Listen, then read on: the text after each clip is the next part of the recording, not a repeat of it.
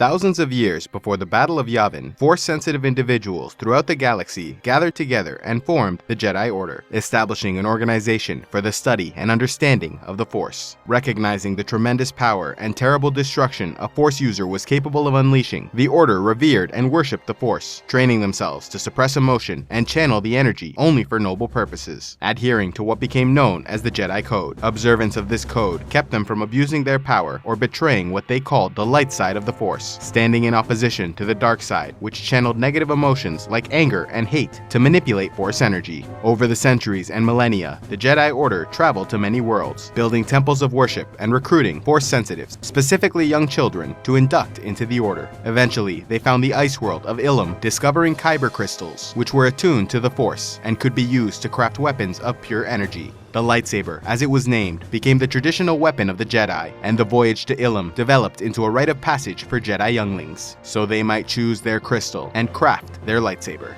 Roughly 6,000 years before the Battle of Yavin, the Jedi Order fractured and the Sith came to power, in what came to be known as the 100-Year Darkness. It began when a Jedi Knight started questioning the ways of the light side, focusing on his anger and hate to discover the power of the dark side. Though his ideas were dismissed by the Jedi leadership, who cast him out of the Order, his philosophy soon caught the attention of many more Jedi and Force sensitives who decided to leave their old lives behind and follow the Dark Master. Together, these dark side Force users formed the Sith Order, who stood in opposition to the Jedi, using their abilities to advance their personal desires, exploiting others, and using violence for their own advantage.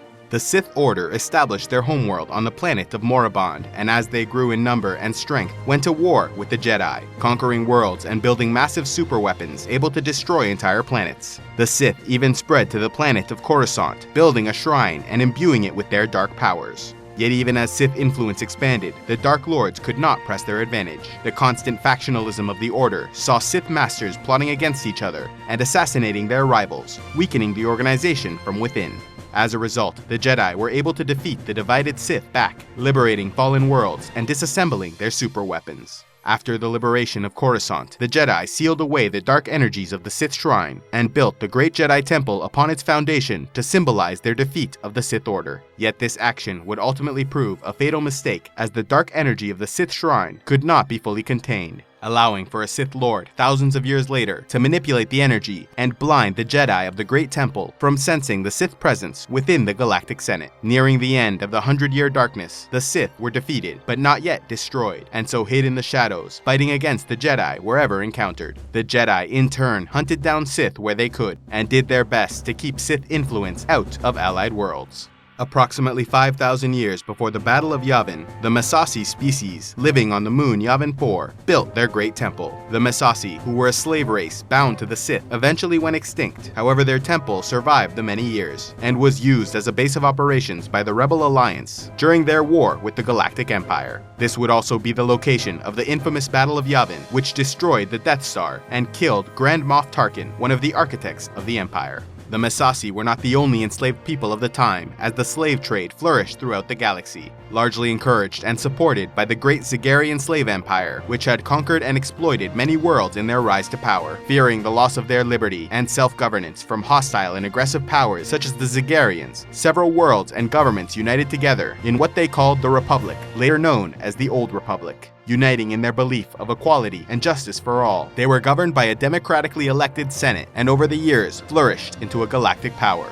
The Jedi Order, agreeing with their values and ideals, joined the Republic, vowing to act as their protectors and allies. And so it was that when the Senate outlawed slavery, the Jedi Order went to war with the Zagarian Slave Empire, dismantling their trade networks and spreading democracy and Republic values to freed worlds. The slavers fought back, but were no match for the Jedi, forced to retreat to their homeworld. Though the Zagarians lost their mighty empire, they never forgot their war with the Jedi, and hatred for the Order, as well as a reverence for their lost glorious past, became ingrained in the culture.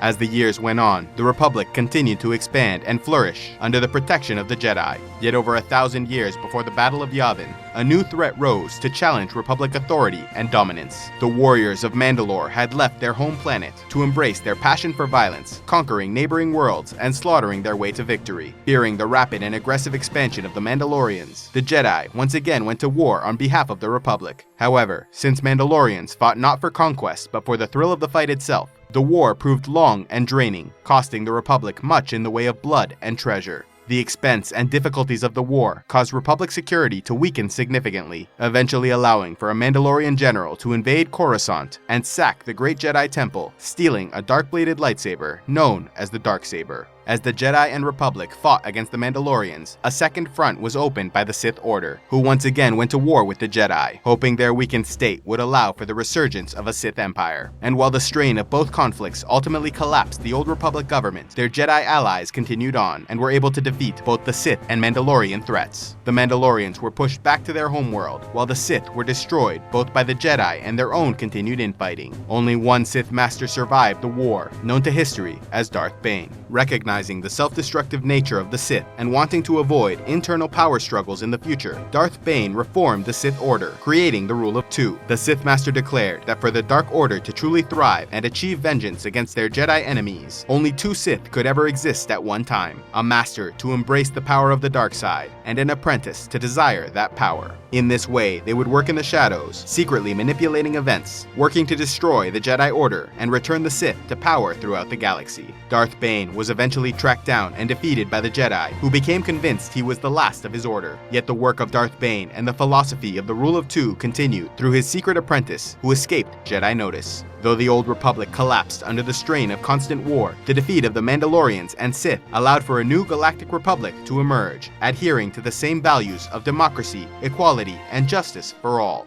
The Jedi once again declared themselves defenders of the Republic, this time focusing more on diplomacy and peacekeeping rather than destructive wars. For 1,000 years, the Republic flourished and expanded their influence, stretching far across the galaxy without any need for major wars or violent conquest. Local planetary and trade disputes were settled by negotiation and treaty, often mediated by the Jedi and enforced by a galactic policing organization known as the Judicials, who were more numerous than the Jedi, able to settle smaller disputes throughout the galaxy. Roughly 900 years before the Battle of Yavin, as the Galactic Republic and Jedi Order worked to peacefully spread their ideals throughout the galaxy, the planet of Naboo opted to join the flourishing Republic.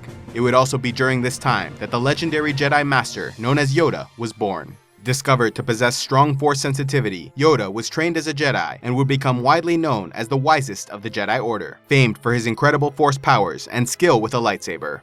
About 800 years before the Battle of Yavin, Yoda began teaching young Jedi in the ways of the Force, passing on the knowledge taught to him by his masters. Yoda would become a foundational figure in the Order, rising to the rank of Grand Master, even leading the Jedi through their eventual downfall and defeat by the Sith, ensuring that the legacy of their order would live on through his final apprentice, Luke Skywalker. A special thanks to all those who have contributed to CivilizationEx. You make these videos possible, and I am eternally grateful for your support. If you would like to help CivilizationEx and want a say in the future content of this channel, click on the Patreon link in the description box below, and pledge any amount you'd like on a monthly basis. Or if you would prefer to make a single donation, you can use the PayPal link, also in the description below. And please be sure to like and subscribe, and click on the links to see more.